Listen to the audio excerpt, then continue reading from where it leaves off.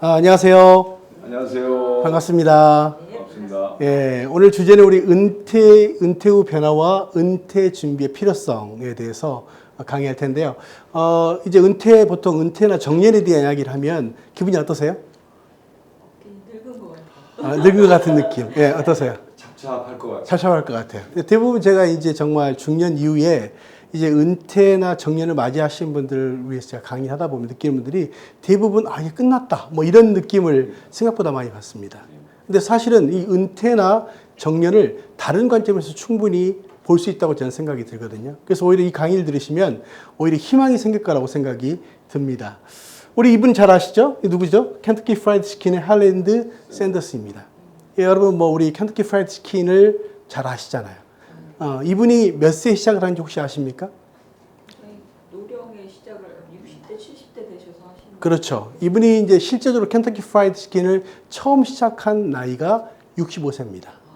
여러분 65세 그러면 뭔가 새로 시작하기는 굉장히 어려운 연세에 시작을 했지만 이분이 90세가 넘을 때까지 현역으로 일했던 분이에요. 근데 이분이 실제로 보면 오히려 다른 사람은 은퇴하고 끝이다라는 그 시점에 오히려 세계적인 비즈니스맨이 됩니다. 근데 제가 이렇게 말하는 건 뭐냐면 비즈니스맨이 돼야 된다는 것은 아니고 뭔가 나이와 관계없이 새로운 일, 자기가 하고 싶은 일을 도전해서 성공하신 분이라는 거죠. 근데 이분이 바로 그냥 성공한 게 아니라 몇 번의 거절을 극복했냐면 1008번, 1009번째 성공했죠. 자기 레시피가 있어서 많은 사람들에게 설득하는 과정에 1009번. 대단하지 않습니까? 그리고 이분이 이제 그 이후에 90세까지 현역으로 자기 일을 했던 분입니다. 그래서 이제 그런 이야기가 있죠. 따라서 하십시오. 일 없는 곳. 그곳이 지옥이다. 이게 누가 얘기하고 톨스토이가 한 이야기입니다. 자기 인생의 후반전이 굉장히 생각보다 긴 시간이지만 오히려 전반전보다 오히려 후반전을 더 의미 있게 보내고 또 성공하신 분이 되겠습니다. 그래서 저는 보면 누구나 은퇴 시기가 옵니다. 그렇죠. 여러분 은퇴 시기가 없는 사람이 있을까요? 아마 그런 사람은 없을 거예요. 아마 모든 것에서는 자기의 정년과 은퇴 시기는 있습니다. 근데 보통 이제 보면 이제 공무원으로 계셨어도 그분은 실제로 60세가 되면 대부분 은퇴를 해야 되죠. 교수님 같은 경우도 65세 정도. 그리고 제가 이제 의사 선생님 대상으로 강의를 해보면 의사 선생님들은 평생 할 수 있을 것처럼 보이지만 자기 개인 의의가 아닌 이상은 또 아무리 좋은 교수님을 계시든지 또 그런 병원에 계셔서도 은퇴가 있더라고요. 그래서 굉장히 그 고민하는 것도 제가 많이 봤습니다.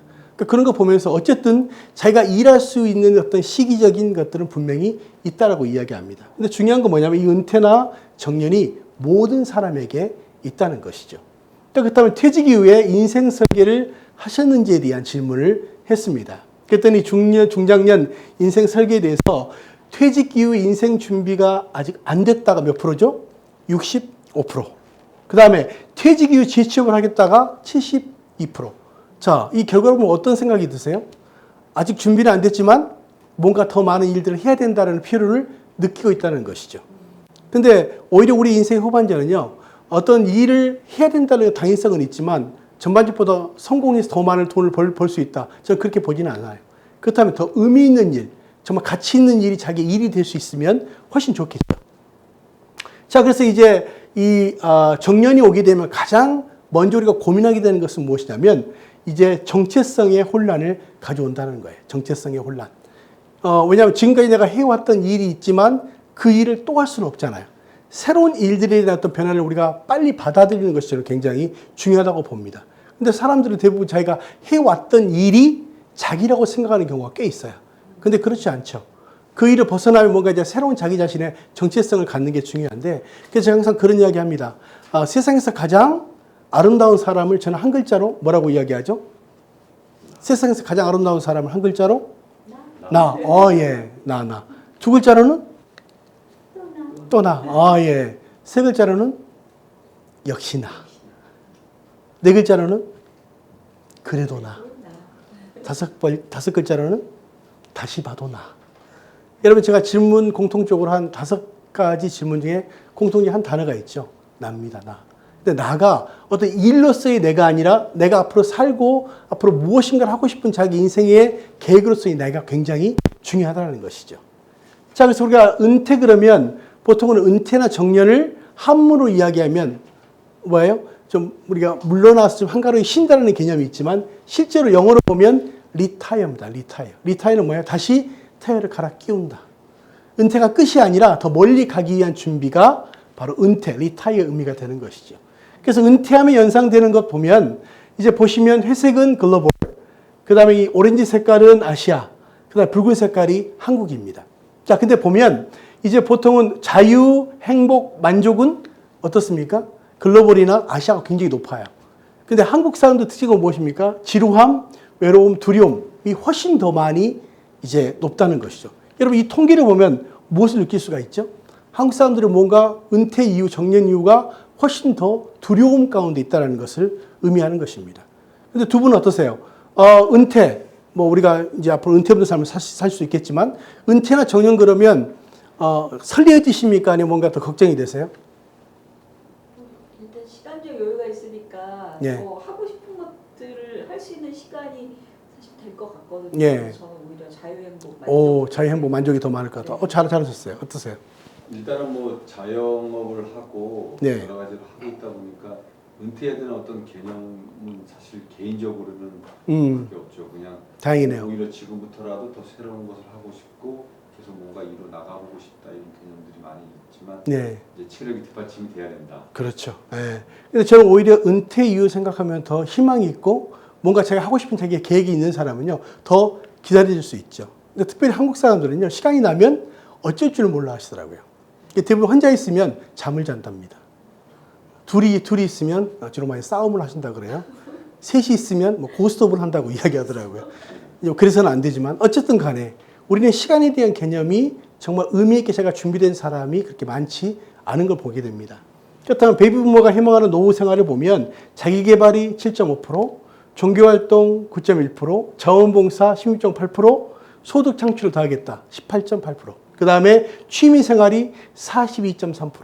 자, 이거 보면서 어떤 느낌을 가지셨어요? 앞으로 우리가 몇 세 시대를 살아가죠? 100세 시대라고 이야기하죠. 근데 제가 최근에 다시 한번 계산해 봤더니 깜짝 놀랐어요. 118세가 나오더라고요, 제가. 왜 그런가 해봤더니 체력적으로 운동을 더 많이 하고 생활을 하니까 훨씬 더. 그래서 좀 120세 시대란 말이 저한테는 확 정말 와 닿는 시대가 되죠. 근데 제가 만약 더 많은 시간을 살아야 된다면 저는 오히려 자기 개발의 시간 내지는 자원봉사라든지 기타 취미생활보다는 이쪽에 더 많은 시간을 활용하는 시간을 저는 갖는 것이 더 중요하다고 봅니다. 그러니까 그런 의미에서 이제 은퇴가 끝이 아니라 오히려 더 준비하면 더 멋있는 후반전이 열릴 수 있는 좋은 기회가 될 수 있죠. 그래서 정년을 맞이하고 있는데 보통 세 가지 정년이 있습니다. 첫째는 법적으로 정해진 정년이 있죠. 60세면 60세, 65세면 65세. 자, 그 다음 두 번째는 자신이 스스로 정하는 정년. 내가 은퇴하고 나서도 내가 80세까지는 일할 수 있겠다. 이렇게 정하는 스스로의 정년이 있어요. 세 번째는 무엇입니까? 사명 정년입니다. 이것은 무엇입니까? 내가 죽을 때까지 이것은 꼭 해야지. 우리가 생각하는 세 가지 정년의 의미가 있죠. 그렇다면 여러분 보통 우리는 첫 번째 정년만을 생각하고 있기 때문에 우울할 수 있어요. 그렇지만 내가 얼마든지 건강하고 할 수 있는 일이 있고 또 내가 죽을 때까지 해야 될 자기 사명이 있는 사람은 결코 디프레스 될 필요가 없는 것이죠.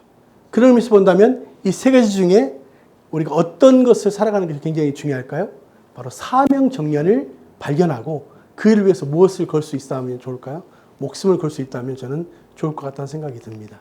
그래서 우리가 이제 은퇴는 단순히 끝이 아니라 오히려 후반전을 위한 좋은 시작이 될 수 있다는 걸 생각하시면서 다음 강의에서 계속적으로 진행하도록 하겠습니다.